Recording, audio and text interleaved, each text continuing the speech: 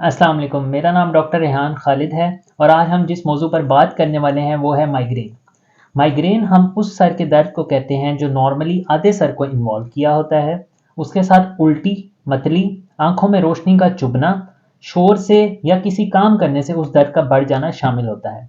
Normally mails and females दोनों को ये दर्द अफेक्ट करता है, लेकिन ज़्यादा शरह माइग्रेन की फीमेल्स में पाई जाती है। 70% फीमेल्स इस दर्द से अफेक्टेड होती हैं। एज ग्रुप के बारे में बात की जाए तो 15 से 45 साल तक की एज ग्रुप के अंदर ये दर्द पाया जाता है। अब हम बात करते हैं कि माइग्रेन की क्या वजूहात बनती हैं। नई मेडिकल रिसर्च के अकॉर्डिंग दिमाग की नसों के अंदर एक लहर चलती है जो कि दिमाग के मुख्तलिफ हिस्सों के अंदर केमिकल्स रिलीज करवाती है, जिसकी वजह से दिमाग की खून की रगें फूल जाती हैं। सेकंड नंबर पे दिमाग के अंदर दर्द को महसूस करने की हिस्स बढ़ जाती है और ये दोनों वजूहात इस दर्द के होने का सबब बनती हैं। अब हम बात करते हैं कि कौन कौन सी चीज़ें हैं जिसकी वजह से ये दर्द ज़्यादा हो सकता है या माइग्रेन के अटैक्स बार बार आ सकते हैं। उसमें सबसे पहले नंबर पे स्ट्रेस है। दूसरे नंबर पे हार्मोनल फैक्टर्स हैं, ख़ास तौर पर फीमेल्स के अंदर मेंस्ट्रुएशन से 2 दिन पहले और 3 दिन बाद ये दर्द आम है, जिसको हम मेंस्ट्रुअल माइग्रेन का नाम देते होते हैं। तीसरे नंबर पे मोटापा।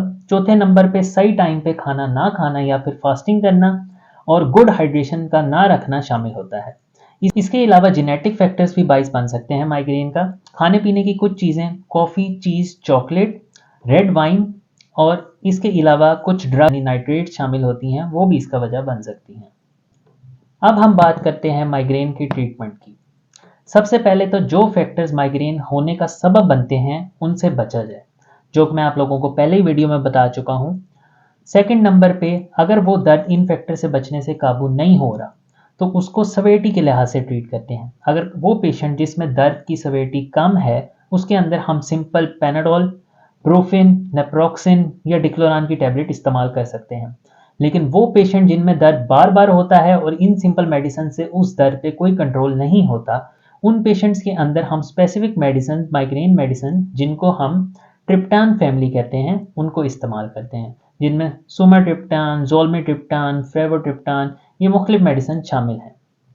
तीसरे नंबर पे अगर ये दर्द इन मेडिसिन से भी कंट्रोल नहीं होता तो मरीज को इंट्रावीनस या फिर इंजेक्टेबल्स देते होते हैं, जिसके अंदर मतली रोकने वाले इंजेक्शन भी शामिल होते हैं और साथ ये ट्रिप्टान फैमिली के सबक्यूटेनियस इंजेक्शन भी शामिल होते हैं। तो अब बढ़ते हैं इस वीडियो के सबसे ज़रूरी पार्ट यानी प्रिवेंशन ऑफ माइग्रेन की तरफ।